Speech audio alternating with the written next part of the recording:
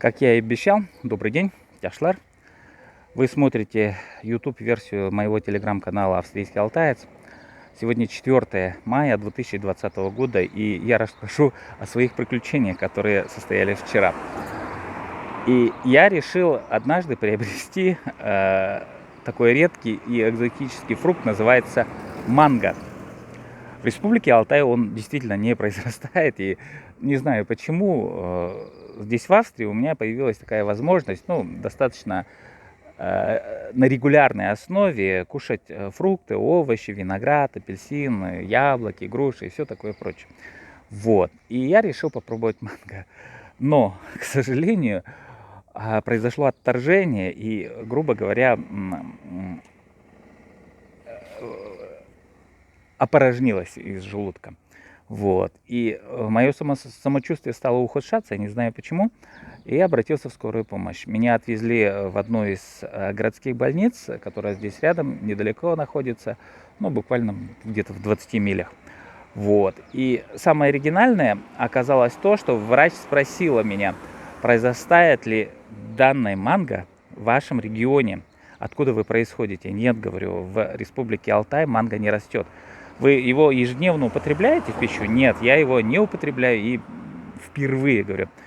А вывод был простой.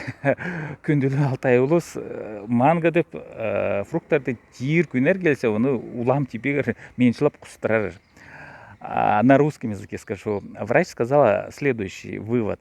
Если данный фрукт манго не является ежедневным продуктом, который вы употребляете в пищу, ограничьте его употребление. Это первое. Второе, что меня удивило и что показалось мне достаточно интересным.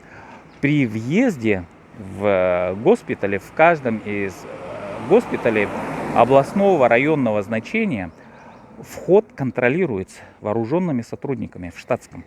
Они все вооружены, как говорится, от зубов. Бронежилеты, касок нет, но они одеты по гражданке. Но сразу заметно, что у них либо плечевая кобура, либо кобуры скрытого ношения. И автомат-пулеметы, короткоствольные пулеметы, это, например, Кипарис или израильский УЗИ.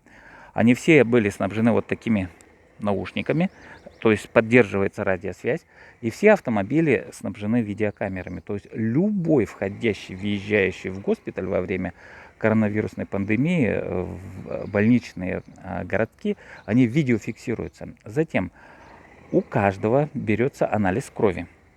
У каждого, у меня был нормальный, у каждого сдается с пальчика, сразу автоматически проверяется обеспеченность кислорода. У меня было 96-97, то есть хорошие параметры.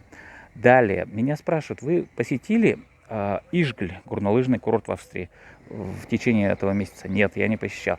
Посещали ли вы вне Австрии государства Италию, Великобританию, Испанию, Португалию, США? Нет, я не посещал.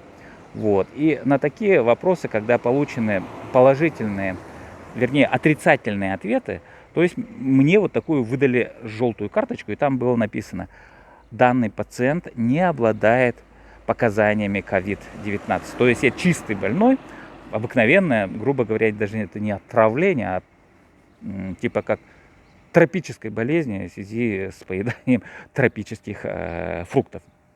Далее, во время проведения анализов, где-то в течение часа, мне провели полный развернутый анализ крови. Как говорится, все проверено. Вот. Но все оказалось благополучно. И меня даже не стали госпитализировать, сказали на хаузе, то есть домой, что меня и очень сильно обрадовало. Вот. Что я еще могу сказать? Меня удивила рекомендация врача, она была словачка по национальности и немного говорила на русском, что мы могли понимать друг друга. Она сказала, что Айдар Владимирович, в настоящее время в больнице очень сложно, и мы бережем койко-места. То есть даже они не то, что не хотят, они прямо говорят пациентам: воздержитесь от госпитализации, поскольку система здравоохранения борется с коронавирусом. Вот такие новости на сегодня. Подписывайтесь на наш канал «Австрийский алтаец». Делайте вот так. Большие пальцы кверху. делитесь с этим видео, рассказывайте родственникам, знакомым, друзьям и берегите свое здоровье. Яхшы жүріңдер.